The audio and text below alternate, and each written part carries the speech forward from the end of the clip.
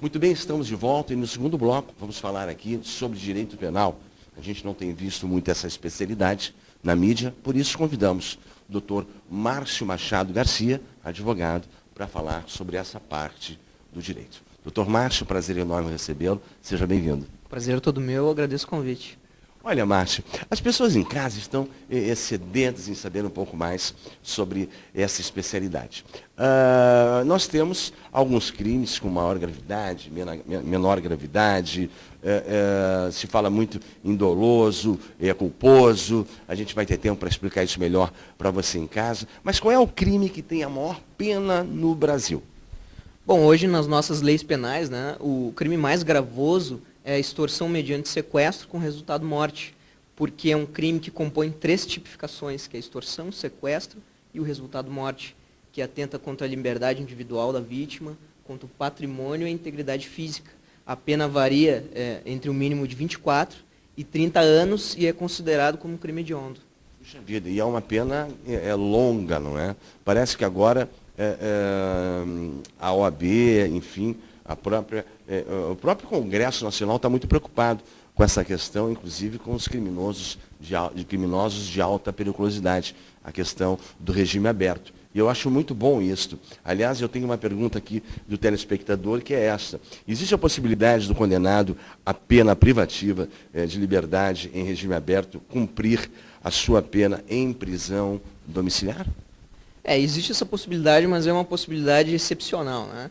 Esse aí é o clássico caso em que o juiz condena o réu em determinada comarca que não existe estabelecimento chamado prisão-albergue, né? Então, o juiz acaba determinando esse cumprimento de pena de forma domiciliar. Márcio, tem aqui a possibilidade de prisão-albergue domiciliar está prevista expressamente na Lei de Execuções Penais? Sim, está previsto no artigo 117 da Lei de Execuções Penais, né? E lá está previsto 4 situações, né? Ou seja, o condenado maior de 70 anos é beneficiado, né, pela prisão domiciliar.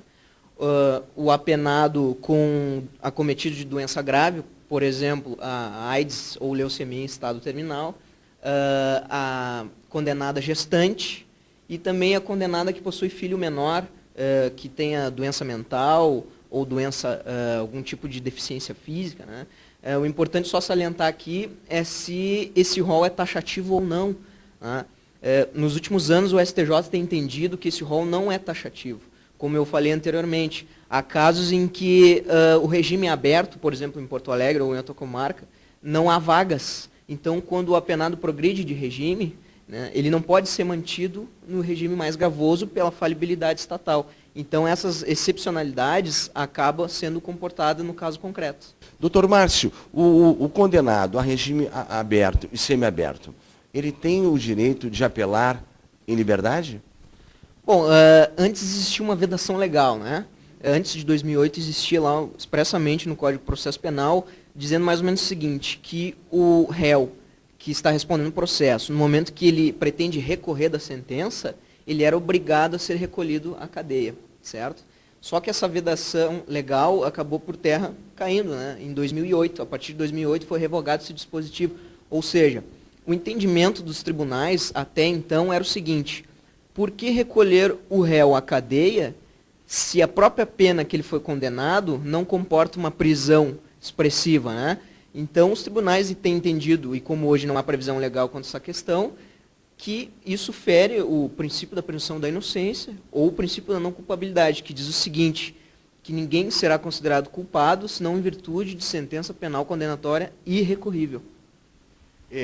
As pessoas têm me perguntado na rua por que eu tenho convidado tantos advogados para participar do programa. E está bem claro, são muito confortáveis de entrevistar, falam bem, não é? Além de trazer informações fantásticas para a produção e para você, principalmente, em casa. E eu digo sempre que um advogado se destaca dentre os demais quando ele consegue encontrar caminhos dentro da própria Constituição, dentro do Código Penal, que leve a uma qualidade de vida, ao seu cliente, enfim, e, claro, ganhando aí suas causas conquistando seu lugar ao sol. O Dr. Márcio mostra aqui, com toda a sua eloquência, que está dominando bem o assunto. Parabéns mais uma vez, espero te receber em outros momentos. Mas, elogios à parte, nosso objetivo aqui é passar informação jurídica com ética para você que está em casa. Eu queria falar um pouco sobre circunstâncias que possam existir, que não estão previstas na lei. Existem? O senhor diz atenuantes? Bom, o Código Penal prevê algumas atenuantes, né? Mas também no artigo 66 do Código Penal diz lá bem claro que o juiz, atentando a determinadas circunstâncias posteriores ou anteriores ao crime, ele pode trazer essas circunstâncias como atenuantes para o réu. Por exemplo, mesmo que não previsto em lei, né? Por exemplo, em virtude do crime, o réu acabou se acometendo de uma doença grave, né? Então o juiz pode atenuar a pena dele, mesmo que não previsto em lei. Que bacana. Há pouco tempo eu falei com outros advogados, sai e traem, como calcular a aposentadoria. E a pena? Como calcular? Na verdade, a pena é o chamado critério trifásico, né? Existem 3 etapas, né? A primeira é chamada de pena base, onde o juiz analisa as circunstâncias judiciais do artigo 59 do Código Penal. Após vem a pena provisória, onde é analisado as circunstâncias que agravam ou atenuam a pena, né? E nesse ponto, o juiz não pode exceder além do máximo e nem aquém do mínimo. E depois, na terceira etapa, o juiz ele define a pena, chamada pena definitiva, onde ele analisa as circunstâncias gerais ou especiais de aumento ou diminuição de pena, né? Que são chamadas majorantes e minorantes.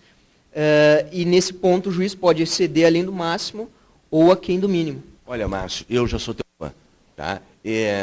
Quero agradecer a tua participação, dizer que embaixo do seu monitor tem toda a direção do escritório de Dr. Márcio Machado Garcia, advogado, quem eu acabo de entrevistar e que falou aqui sobre direito penal. Quero lembrar que se você quiser falar também com a produção, ligue agora mesmo, 8204-9009. Participe do programa. Esse programa tem que ser sempre a tua cara, o teu jeito na TV. Dr. Márcio, obrigado e até o nosso próximo encontro. Eu agradeço o convite e espero ter solucionado algumas dúvidas aí do pessoal. Quero te receber em breve em outra tomada aqui do Pô Acontece. Quanto a você de casa, não troca de canal, eu vou para um rápido intervalo e volto já com mais material de qualidade. Até já.